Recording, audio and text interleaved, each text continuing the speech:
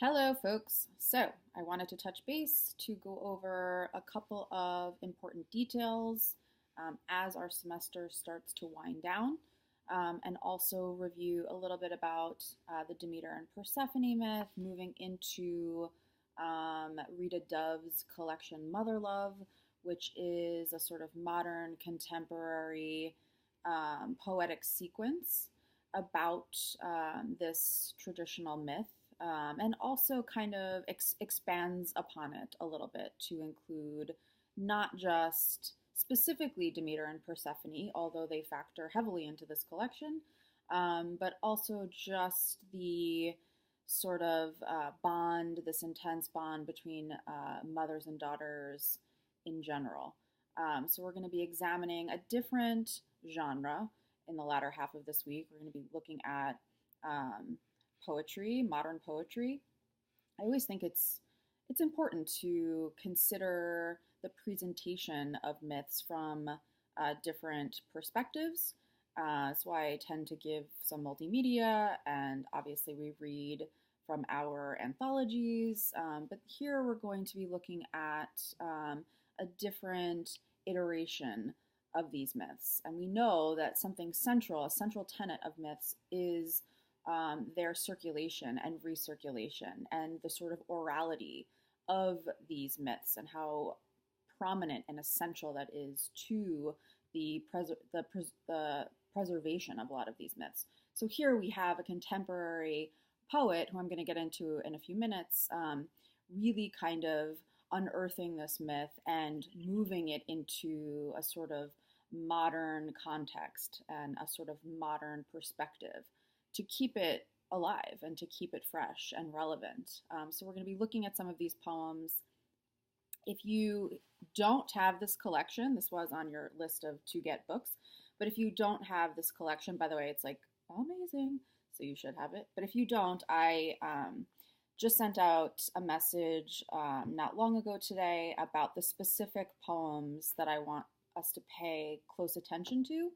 And I also circulated a link to an online resource which has not all of the poems in this collection, but many of them and many of the ones that I want us to really focus in on. So you can use that resource if you need it as well.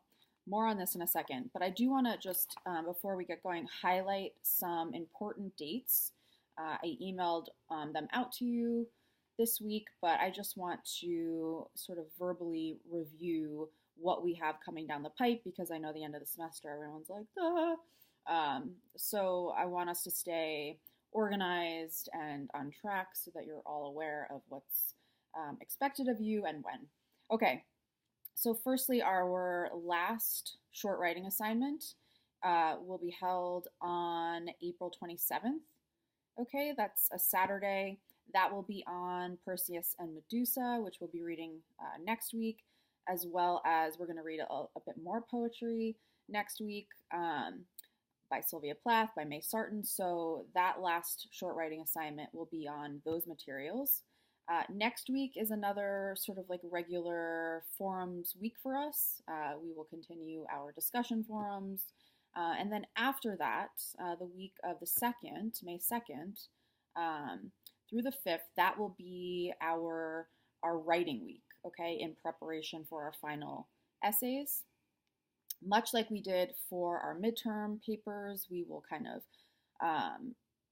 sort of pause and really I want to give you guys time to not just be speeding through a final essay, but to actually be able to think and put a sort of detailed outline together, or even better, a completed rough draft. I want you all to really kind of focus in on your introductory paragraphs and really your thesis statements. So we will be having our thesis workshop again the week of the 2nd in order to test out our ideas, make sure that we have a really strong and sort of grounded and analytically based argument for our final essays. I'm going to post another video next week which reviews in a little bit more detail sort of my expectations for your final papers. I will touch again on some of the points that I made in my email to you all reviewing your midterm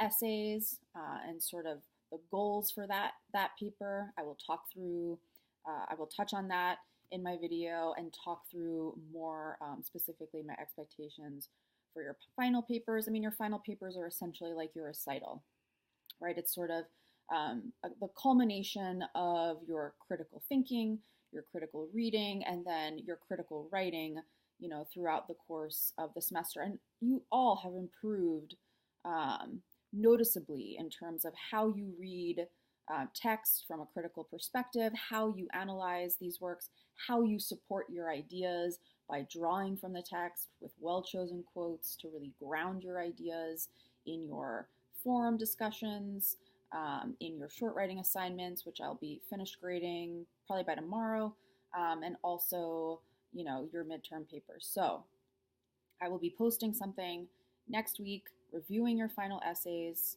and my expectations for them. I will also be posting our final paper prompts. That will go under the assignments tab. I will be posting them this weekend, so you will have time to kind of review them.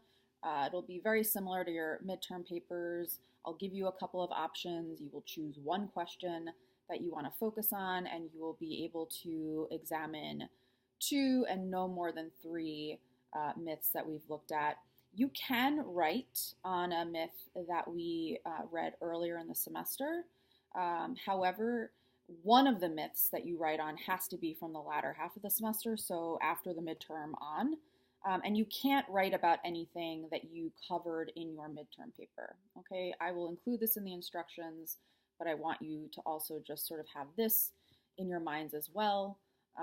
You can write on a myth from the first half of the semester, but not one that you actually wrote on in your midterm paper. And the other myth or 2 myths need to be from the latter half of the semester, so after midterm and on.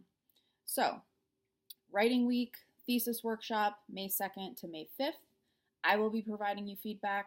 Your fellow classmates will be providing you feedback. You should feel pretty confident about your actual argument for your final essays. That is my goal for you all. And then on May 6th, that is when your final essays are due. They will be due by 5 p.m. on that day. You will upload them under the assignments tab, preferably as a Word document. Word documents are easier for me to work with, and I can give you more editorial notes actually on your papers, as well as, you know, an endnote. So if you can submit as a Word document, that would be ideal. Thanks. Okay, so those are the important dates that I want you all to be aware of. If you have some kind of a conflict for the short writing assignment on the 27th, and you need to write it on another day, either the day before or the day after, be in touch with me now. I have a couple of people who I'm going to be emailing instead of allowing them to just go on. I won't be posting a sort of makeup assignment, but if you need to complete the short writing assignment on a different date during that weekend, then please let me know, and I will email you the prompt, and you will email back your response, and then I will upload your grade as per usual on Sakai. This will ensure that nobody's getting early access to the question and have an unfair advantage. Okay, so that's sort of what's coming down the pipe.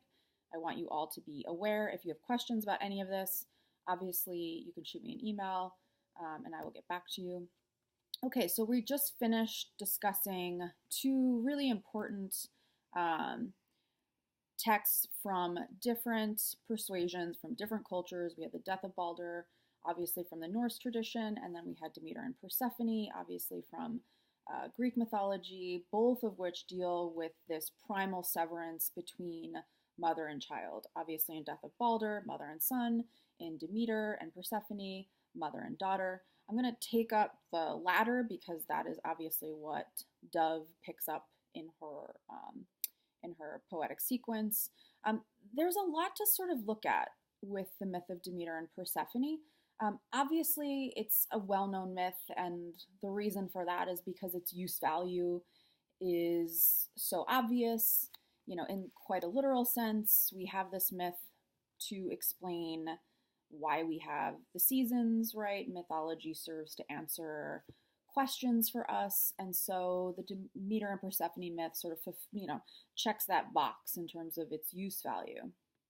But there is obviously some deeper, more critical issues at stake that I want to just highlight briefly that we did discuss in our discussion forum, but I just want to note them so that all of this is fresh in our minds as we move to Dove's work. So firstly, we have obviously, center stage is this relationship between mother and daughter. There's a spotlight on the maternal bond, specifically between a mother and a daughter in this particular myth.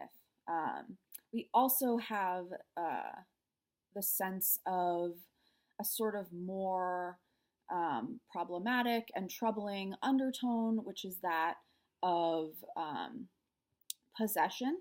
Okay, so really situating the female body, in this case, Persephone's body, as a commodity or as a piece of property to be exchanged at will by the sort of patriarchal system at large, right? I mean, Persephone really is a pawn in, the grand scheme between Zeus and Hades. And even Demeter sort of plays a role in this, although, obviously she is Persephone's mother, and so certainly we could make, a very, very convincing argument that she is, here comes my doggy, of course, well within her rights to, really, really fight for her daughter and for her daughter's safety and for her daughter to be sort of returned to her. But even that is a little bit problematic because it really does also reinforce Persephone as a kind of pawn and as a kind of property. Okay, so I want us to keep that in mind again as we move to Dove's work, because we'll see that really kind of come to fruition in some of her poems. Okay. We also have to deal with the sexual violation of Persephone. It's not just that Hades, was, struck by Cupid's bow and fell in love with her and was just like, oh yeah, I just want some company down here. It's kind of boring. Let's get some fresh blood and maybe a cute young female. Why not? It's not just that, in his seizing of Persephone, of taking her against her consent, against her own will, against her free will, into the underworld and claiming her as his bride, within that is, of course, the implicit notion that she, as a bride, is also going to be subjected to having sexual relations with him. And it's critical because it's not uncommon in any way for this Greek culture at the time. We've touched on this a bit in our forum posts. This was not, sort of an uncommon, this wasn't an uncommon sort of exchange to sort of marry off a young female in a family and, to receive some kind of, dowry or some kind of recompensation. But in this case, Persephone's really, really young. We really get a presentation of her very intentionally from the beginning as this sort of child, curious, very innocent, naive. She's out picking flowers. I mean, how much more sort of delicate and innocent can she be presented as? So the violation of Persephone, the implicit and presumed sexual violation, this sort of like presumed rape that really happens, is part of the reason why, Demeter, as a female, loses her shit, right? It's yes, that her child has been taken from her.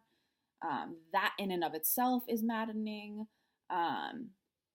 But it is also this other more sinister element to Persephone being taken as a bride that really makes her you know, abandon all of her other responsibilities in order to singularly focus on having her daughter return to her, where she can be safe and watched over.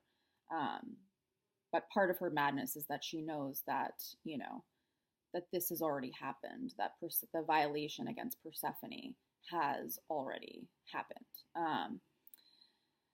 So there's also the underlying theme of being on the verge of womanhood, of having that sort of forced upon uh, a young female, also not uncommon at this time, but still, you know, especially for Demeter, incredibly, incredibly disturbing. And this we will really see come into play in interesting ways in Dove's work, and not in always the way that we presume Persephone experienced this trauma. And trauma is also another theme that runs throughout the myth, and we'll see it run throughout Dove's work. This trauma of abduction, this invalidation of personhood. You know, Persephone is not looked at as an independent person. She's looked at as a piece of property. And so, you know, that really kind of plays itself out more so in the poems than it does in the actual myth itself. And this idea of independence, not just independence, you know, from her husband and returning to Demeter, but independence even from her mother. And this ties into the idea of womanhood, that at some point, you know, a young daughter has to mature and has to sort of break free of her mother's purview, has to break free from her mother's protection. And so this also is a kind of really sensitive sort of dance that's going on both in the myth and also in some of the poems. We talked a little bit about Demeter being what type of mother Demeter is. And, you know, many of us have said, well, she's a really good mother and she's not a suffocating mother. Any mother would be wild if their child was taken from them and abducted and they couldn't find her. And as the mother of two young daughters, like I would be lose my shit 100%. So in some ways, it's completely justifiable. You know, Demeter's actions are completely justifiable. In another way, and from a critical perspective, Demeter has, you know, sometimes in literature been accused of, you know, what they would call a grasping mother. And we're going to look at this a little bit more closely when we actually get to Medusa and Sylvia Plath's poem. But, you know, the sense of the grasping mother or the suffocating mother has a lot to do with this pathology, really, of a woman who identifies herself so holistically as a mother that she cannot find her own personhood outside of that identity. And so when the daughter is either taken from her, when the daughter grows up and, you know, of her own volition chooses to be away from the mother, to go to college, you know, to move into her own apartment, to date, to get married, that this is such a profound and destabilizing violation for the mother because she cannot understand herself outside of this role of being a mother. And we could argue that, you know, for Demeter, you know, she has elements of being the grasping mother. I mean, it's important to note that she is also the goddess of the harvest and fertility. And so to abandon her role, you know, altogether, to sort of abandon her other human children to some extent in order to just search high and low, you know, for Persephone, one could make the argument. I'm not saying that I necessarily would, but maybe I would actually, that she could qualify in some ways as the grasping mother. And we will see that, I think, really, really play out in some of Dove's poems. So I wanted to just set all of that up to move into Dove's work. So Rita Dove, I don't know if any of you are familiar with her. If not, you should be. She is a contemporary African-American poet. She was born in 1953 in Ohio. She is a Pulitzer Prize winning poet. She really has numerous poetry collections, novels, plays. I actually worked at Penguin Classics for a while and ended up having the chance to work with her a little bit. She ended up editing the Penguin Anthology of 20th Century American Poetry, wrote a foreword for it, chose and organized the poems for it. She's just a sort of mastermind, a modern poetic mastermind. She received the National Medal of the Arts from former President Barack Obama. She was our Poet Laureate of the United States between 1993 and 1995. And so she's a real powerhouse, and she's a real technician of the poetic form. And when we get to Mother Love, she writes a lot of these poems in the form of a sonnet. I don't know if many of you are familiar with the sonnet, but just very briefly, and there's more extensive notes about this form in your lesson, but it's a 14-line poem. Sonnets are really known to be these sort of compact, very, very structured poems. There are different versions of sonnets.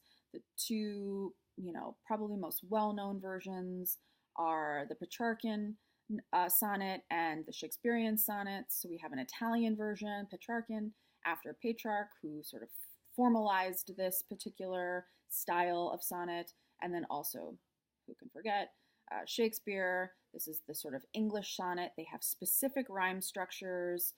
Typically, their lines are sort of broken up in different ways. In the Petrarchan, you usually get 8 lines in a particular rhyme scheme, and then another 6 lines. The 6 lines usually respond in some way to the original 8 lines. There could be a sort of counter argument. There can be an amplification of whatever the first 8 lines have set up.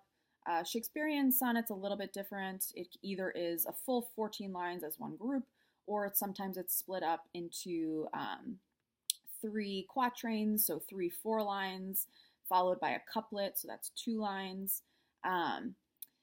Here, it's interesting that Dove utilizes this particular form. She's not known to be a poet who writes in a lot of forms. However, it's interesting that she takes up this particular poetic form to write these poems because of its compact nature, because of its sort of strict structure. It's interesting that she utilizes that to describe or give voice to such a messy, complicated, traumatizing event, such as the severance between mother and daughter.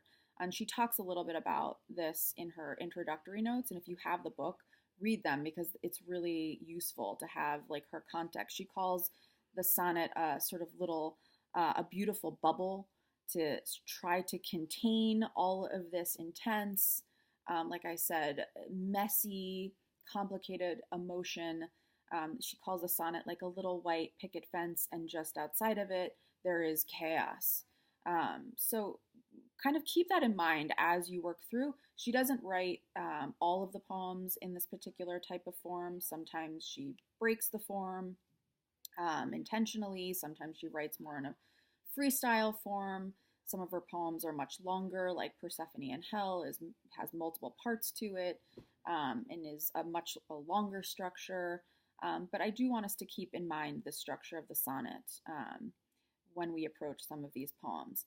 I like teaching poetry I like including poetry in my work and in my syllabi because I think it does offer a different perspective on some of these myths. I mean, we got Atwood's version of, the Odyssey, which was interesting, but that was still, in prose form. It was interesting to get a different perspective and a different point of view and to give voice to characters, who didn't really have a voice in the original version. Here we're taking it a step beyond, where we are giving voice to these characters in this particular myth. Persephone has a voice, Demeter has a voice, some of the witnesses to this crime have a voice. It's also really important to keep in mind that because Dove is an African American poet, she kind of weaves some of her own sort of cultural references throughout, which also gives us a different view of these poems. She kind of repurposes them in a way, which is fair game for mythology. This is sort of one of the reasons why myth survives, is because different cultures appropriate different elements of these traditional myths and make them as their own, recast them to provide a different narrative that resonates with the old version, but also includes new perspectives and in particular, new cultural perspectives. So we will see some of that, and we'll talk about that this week as we kind of work through. I don't want to say too much more about that because I want you all to have your own experience of them, and then we'll kind of collectively unpack them a little bit. If you're unfamiliar with poetry, that's okay. That's totally cool. There's a resource on there on how to read poems. You have some other things to sort of contend with when you're reading poetry. You sometimes have a meter, meaning a certain rhythm to a line. You have the line in and of itself, which is a really loaded, it's a really loaded structure. Oftentimes poets will try to pack as much meaning into a line. They will break a line at a place in order to render as much meaning as possible, or even disrupt our expectations of what's to come. Sometimes we have a rhyme structure to deal with, sometimes not. I think something that we really just need to keep in mind is the perspective of voice. You know, we're really going to get a sense of the immediacy of voice in these poems, whether it's Persephone speaking, whether it's Demeter speaking, and Dove is very clear about, you know, who she's really kind of focusing on in each of these poems. And sometimes we'll get poems that are not about Demeter, not about Persephone. We get Hades' perspective in this a little bit, which is interesting too. And we also get just sort of a more modern spin on the disconnection between mother and child, and mother and daughter, and womanhood, and sexual violation, and trauma. All of that is sort of weaved into this. Something I just want to, like, just as an exercise, draw your attention to. What we can get from a poem that we don't necessarily get from prose, at least the prose that's presented in some of our anthologies. I'm going to just read one little part from our anthology, one little scene about the abduction itself, about Persephone's abduction, and then I'm going to read a poem about the exact same moment, and we can kind of see for ourselves what the poem gives us that prose does not.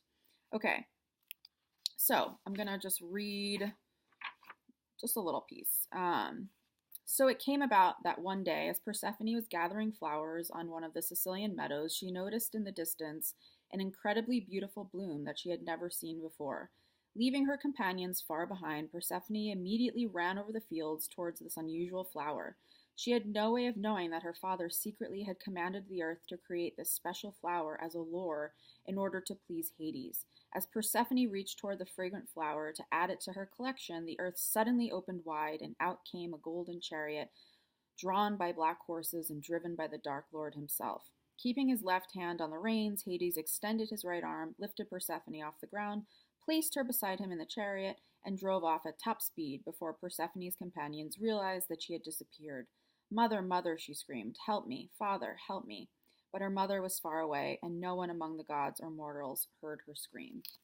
So this is an intense moment, and we certainly get, like, the sense that this is a really intense moment. We clearly get the idea that Persephone is being taken, she's being seized against her will, and she, like a child, this is another moment where we really get that kind of heartbreaking realization that she's just a child. She's screaming for her mother, for her father, someone to protect her.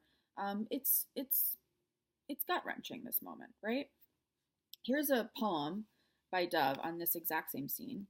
and it's called Persephone Falling. It's going to be one of the poems that we really pay attention to. So, one Narcissus among the ordinary beautiful flowers, one unlike all the others, she pulled, stooped to pull harder, when, sprung out of the earth on his glittering, terrible carriage, he claimed his due. It is finished. No one heard her. No one. She had strayed from the herd. In parentheses. Remember, go straight to school. This is important. Stop fooling around. Don't answer to strangers. Stick with your playmates. Keep your eyes down. This is how easily the pit opens. This is how one foot sinks into the ground. Whew. You need a minute after that. Do you not? What I love about this poem is that it is so contained. 14 lines, perfect sonnet form. You do get a little bit of the rhyme, though not a perfect rhyme scheme, not an ABBA. It's not that. But you do get this synchronization of language, of sound.